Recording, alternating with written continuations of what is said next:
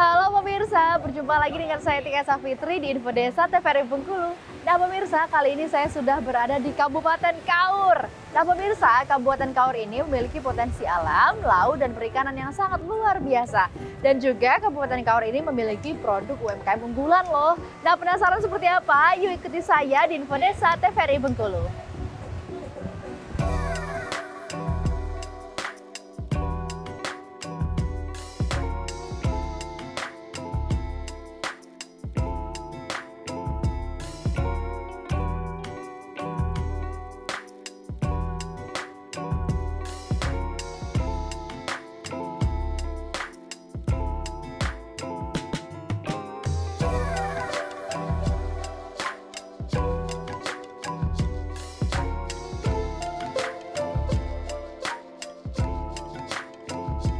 Pemirsa, seperti yang saya sampaikan tadi bahwa Kabupaten Kaur memiliki produk UMKM unggulan yang terbuat dari olahan gurita. Nah, saat ini saya sudah berada di Desa Pasar Lama, Kabupaten Kaur untuk melihat seperti apa produksi dari olahan gurita. Yuk ikuti saya.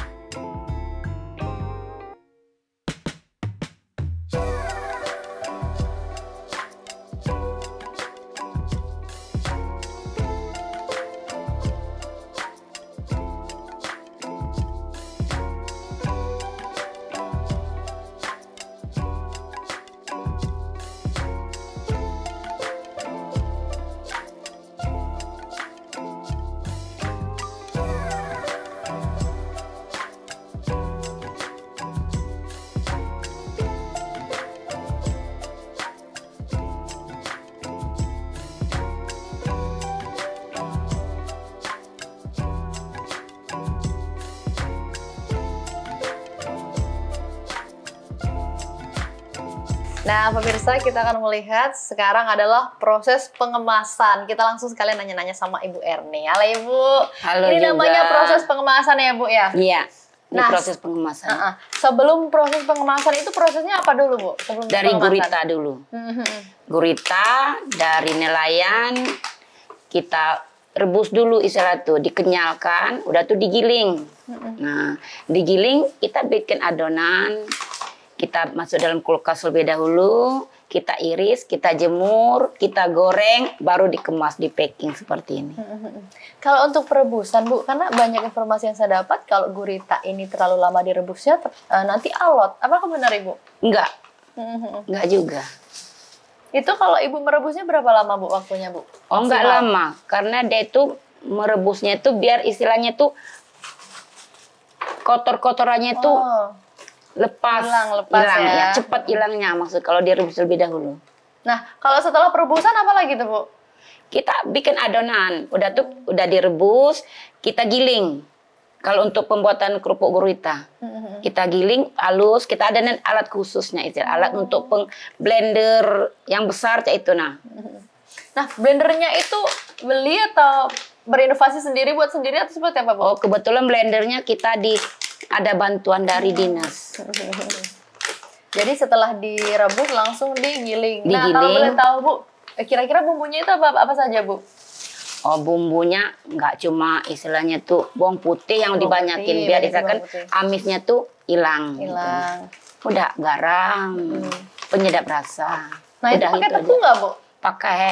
Kalau untuk kerupuk gurita, pakai.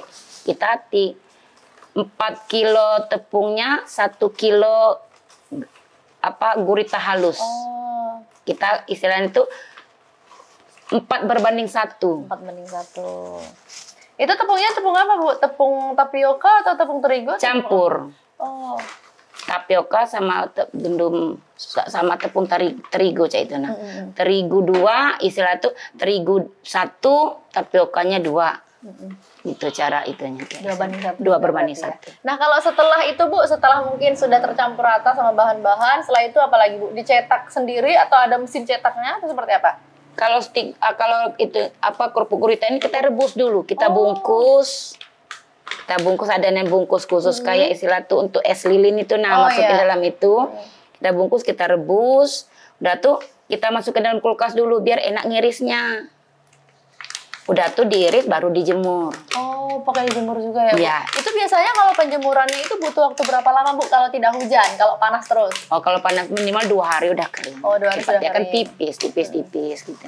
Nah, kalau untuk stik guritanya sendiri, Bu, kalau kerupuk kan harus direbus dulu. Iya. Seperti apa kalau yang ini Stiknya, kalau stiknya kita bikin tajin.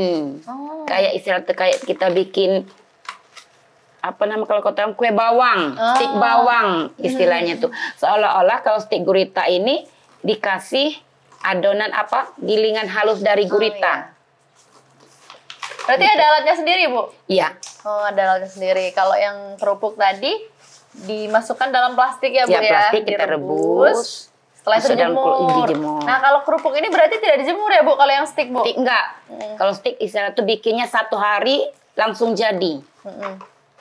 Nah, kalau rendang gimana, Bu, kalau rendang, Bu? Ya, kalau rendang itu 1 hari langsung jadi juga, tapi istilah 1 harian full. Kalau kita bikin dari pagi itu jam 4, jam 3 sore baru masak. Oh. Biasanya kalau 1 hari itu berapa kilo, Bu, pembuatan rendang biasanya? Pernah saya mencapai 30 kilo gurita 1 hari ya. Itu proses ininya berapa lama, Bu? Proses pemasakan rendang itu kalau Ibu Lama. Paling sebentar itu 5 jam. 5 jam paling bentar. Biasanya paling lama berapa jam, Bu? 5 jam 6 jaman. 5 jam 6 jam. Iya. Nah, kalau untuk rendang, kemudian stik dan juga kerupuk ini biasanya dipasarkan di mana, Bu? Kita istilah itu memasarkannya melewati online. Istilah itu kalau saya kan mak-mak kan Facebook, TikTok, IG gitu. Tapi kalau misalkan selain dari online, ada nggak, Bu, mungkin banyak dari warga-warga yang mungkin dari kabupaten lain langsung ke sini, langsung beli banyak? Ada. Gitu? Kebetulan kemarin tuh ada orang berlibur dari Bengkulu Utara, katanya dari Muko-Muko. Kemarin tuh pernah ada yang mau beli banyak untuk diletakkannya di tokonya. Roti apa kemarin tuh dari Bengkulu Utara. Dia kebetulan ajak keluarganya. Satu liburan, mampir ke tempat kita, langsung dia beli banyak untuk dijual lagi. Kalau untuk dijual lagi, Ibu, harga reseller. Istilah itu ada beda, ya, beda. Ngomong-ngomong soal harga nih, Bu, ini kira-kira harganya berapa, Bu, kalau segini, Bu? Ini satu ukuran semuanya atau ada ukuran sendiri-sendiri? Ada yang mungkin lebih besar? Enggak, cuma satu ukuran. Cuma satu ukuran ya. Ini berapa, Bu, segini, Bu? Ini 15.000. Satu kalau tidak reseller. Ya, kalau tidak reseller berapa, Bu, hitungannya? Ini 12.500. 12.500 berarti. Ya, kalau kita nitip di toko-toko. Beda 2.500 ya, berarti. Kalau yang sticknya sama aja, Bu, atau sama beda? Aja, sama. Yang berbeda adalah rendang guritanya. Oh, rendang guritanya. Ini ukuran berapa ini, Bu? Ini 250 gram. 250 gram. Dibanderol dengan harga berapa ini, Bu? 50.000. 50.000. Nah, kalau ngomong-ngomong soal rendang, Bu, apa yang menjadi pembeda rendang gurita Ibu dengan rendang yang lain? Kalau rendang gurita Ibu, istilahnya tuh lembut gitu, kenyal. Makannya pokoknya enak lah, coba aja dulu pokoknya. Luar biasa. Bu, ini kan sambil ini ya, sambil ngemas. Boleh deh, Bu, saya bantuin ngemas-ngemas? Ya, boleh. Ini berapa beratnya, Bu?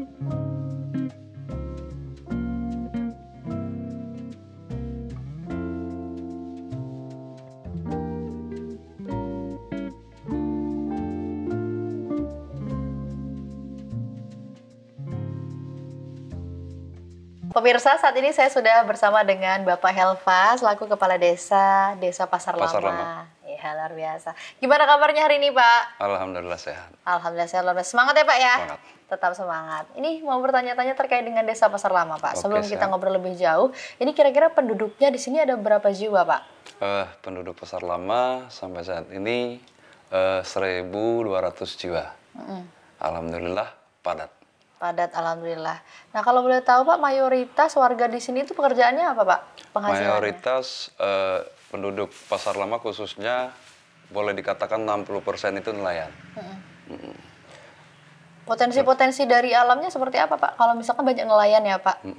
Potensinya seperti apa yang bisa mereka ambil dari laut, terutama di sini, Pak? Hasil-hasil laut yang diambil oleh nelayan kita, di sini kan nelayan kita ada jaring lingkar dan juga ada pergi mancing kerumpun. Mancing kerumpun itu bermacam-macam ikannya. Ada yang tuna sampai 60 kilo satu ekor, dan ada juga si tuhu. Kalau bahasa kita desa ini, si tuhu itu mencapai 100 sampai 300 kilo. Itu hasilnya. Nah, kemudian hasil tangkapan atau ikan ya, Pak, ya, yang dari laut itu kira-kira distribusinya kemana ya, Pak? Atau mungkin langsung dijual sendiri ke desa-desa sebelah, tetangga, atau seperti apa, Pak? Oh, baik. Hasil dari tangkap ikan nelayan kita itu dari nelayan langsung ke TPI. Di TPI, sampai di TPI kan ada pengumpul istilahnya tengkulak-tengkulak yang sudah standby menunggu hasil dari nelayan kita yang baru minggir. Setelah itu nelayan nyerahkan ke TPI, TPI baru dilelang. Oh, TPI baru dilelang. Nah, ngomong-ngomong soal UMKM, Pak. Ya. Seperti apa, Pak, melihat ada salah satu warga atau mungkin banyak warga yang mempunyai usaha-usaha sendiri atau mandiri, Pak? Seperti apa, Pak? Alhamdulillah, kalau saya lihat selama ini UMKM di Pasar Lama ini sudah cukup dalam artian cukup tertarik juga. Dari awal saya menjabat itu sebenarnya sudah saya sampaikan kepada UMKM yang ada di Pasar Lama ini supaya ibu-ibu UMKM di Pasar Lama ini lebih giat lagi. Dengan adanya UMKM, maka ibu-ibu yang pengangguran ini bisa mengajak ibu-ibu pengangguran itu bekerja dalam artian UMKM usaha di Desa Pasar Lama. Luar biasa. Nah, kalau dari pemerintah desa sendiri, Pak, dukungan seperti apa, Pak, yang diberikan, Pak? Kalau dari pemerintahan desa, biasanya kami dari pemerintahan desa itu memanggil. Kami panggil, kami ajak musyawarah bagaimana supaya apa kendala UMKM selama ini, ibaratnya itu ada yang mati suri ataupun problem-problem UMKM yang tidak sukses itu sebenarnya ada apa.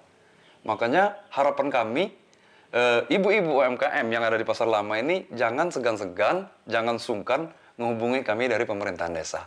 Kita kerjasama yang bagus supaya kemajuan terkhusus UMKM Pasar Lama ini sukses.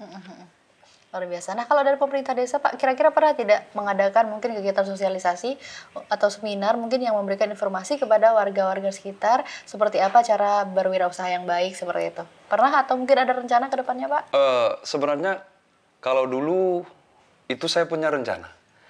punya rencana sebenarnya masalah terkait UMKM ya, UMKM. Tapi sebelum kita mengadakan musyawarah ataupun mengundang UMKM, dari dinas-dinas ini udah masuk duluan. Makanya dari dinas itu langsung kita hubungi UMKM yang ada di Pasar Lama.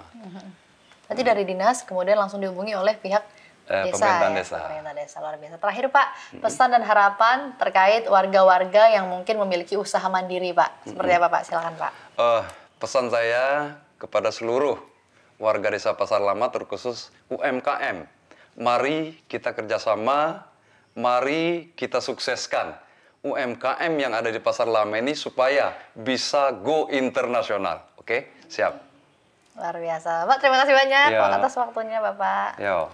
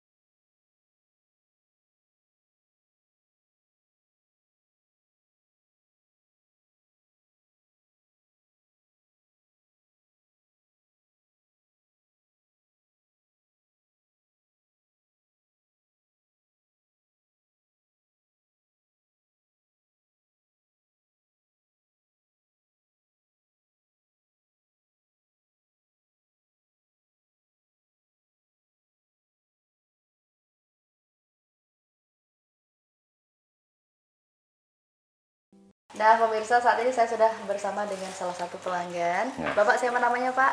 Roni. Bapak Roni. Tadi kalau saya sempat menyinggung terkait dengan produk UMKM unggulan yang terbuat dari olahan gurita.